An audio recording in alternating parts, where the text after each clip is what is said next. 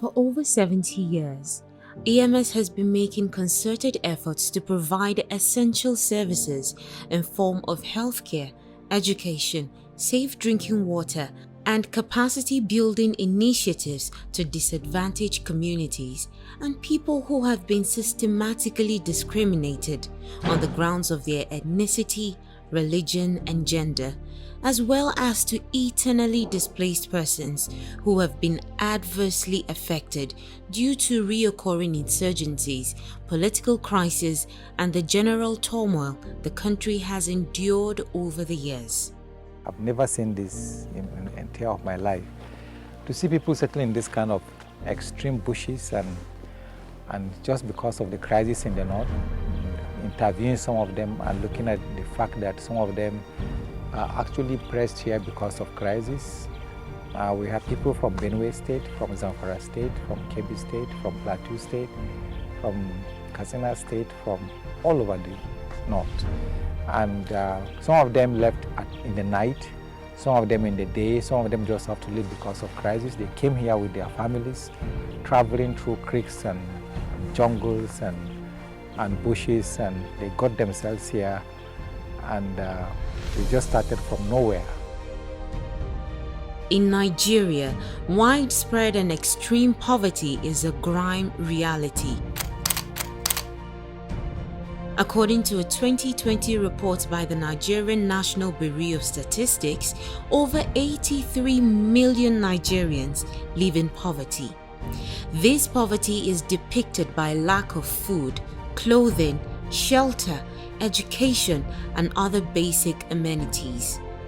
Extremely poor people lack the most basic necessities of life to a degree. One only wonders how they manage to survive.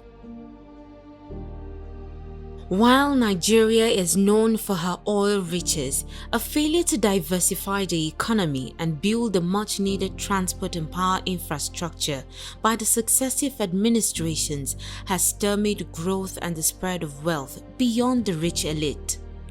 The reality is that corruption, unemployment, and inequalities have stunted the nation's economic growth and thereby leading the country to be infamously ranked as the poverty capital of the world. EMS has stepped into the vacuum created by this lack of good leadership and foresight.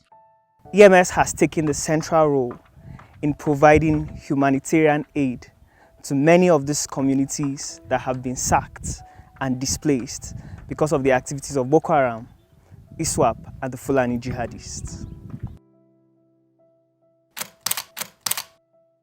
It is on record that Nigeria has about 10.5 million out-of-school children.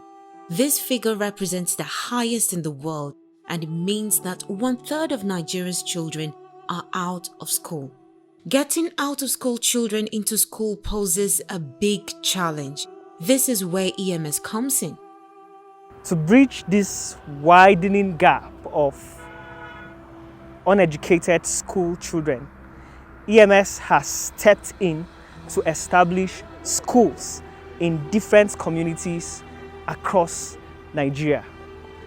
In partnership with other organizations and individuals, EMS has successfully established over 45 field schools in different rural and, in most cases, difficult to access communities across the country, giving hundreds of kids the opportunity to have an education at little or no cost at all. Joy is that you will see children coming into the school very raw.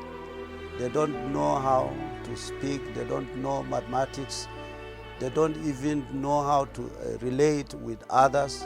For instance, one of the girls was brought, she was crying, she doesn't want to stay, she wants to go back.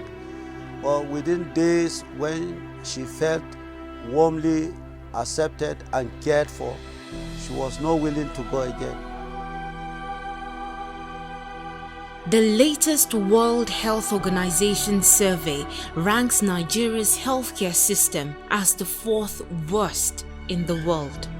With a public health system characterized by a shortage of drugs, equipment, and medical specialists, access to healthcare is difficult, especially by the poor and less privileged.